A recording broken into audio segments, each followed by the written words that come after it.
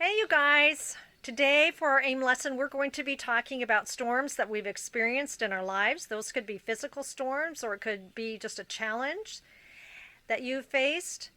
But this particular incident that I'm going to share with you today would be the second largest windstorm, that hit our county. And the date is December 12th, 1995. And I'm going to walk you through what that felt like at the time. See you in a few. The day started with the girls being released from school early. They'd come home and we were in our house. This area right here in front of you is where our house sat at the time. I was trying to prepare and get our vehicles out of the way because we have these large trees next to the house. I thought it was prudent to move it, and so I moved everything down to my parents' farm, which is here to the right or to the south of us, and where they don't have large trees around the house. And I don't know, you guys, the things that you think of at that time, you're thinking, okay, my little 5-year-old probably needs to not be stressed, take a nap, and she'll go to sleep. Well, of course she's not going to go to sleep. There's too much going on. And so we sit in the living room and just kind of prepare. And at that time we had big windows that looked this direction, which would be the east, and then to the south. And so we kept the curtains open so that we could see. Probably not the wisest thing that we did, but it was, I'm not kidding you, on the money.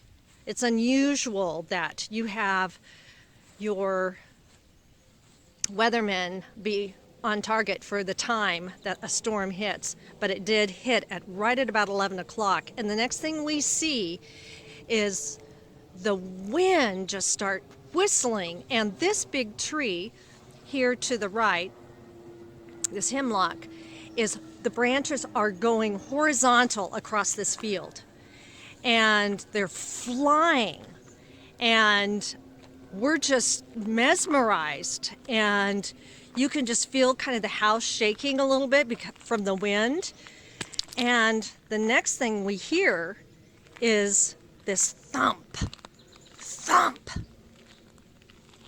pause, thump.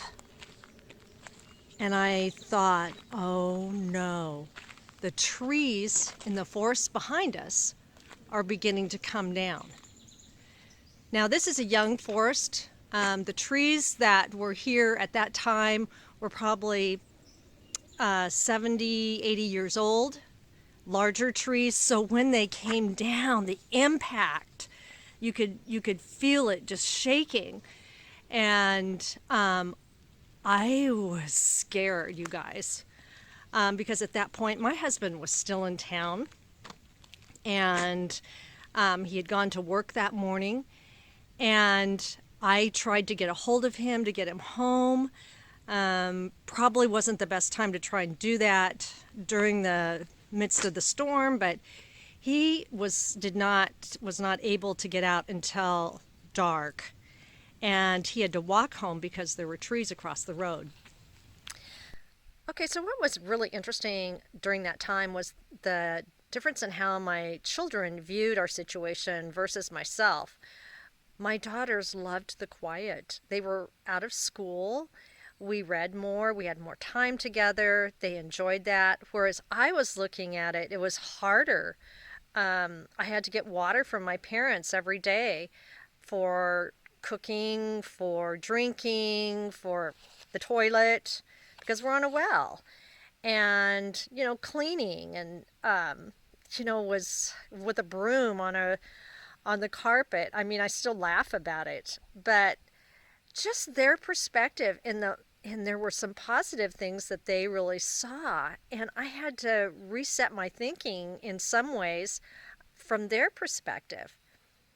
So my question for you guys is this: can you describe a time where you faced a storm, whether that's a physical one or not, whether it's the coronavirus, and write what that is. Was there a positive thing that you saw that came out of it? Thirdly, what was the difficult part of it? And last of all, was there a problem with, was it hard for you to listen to the media, in whether that you see that via news, on TV, or whether you're reading it? So write those responses and then we'll have a conversation. You guys take care.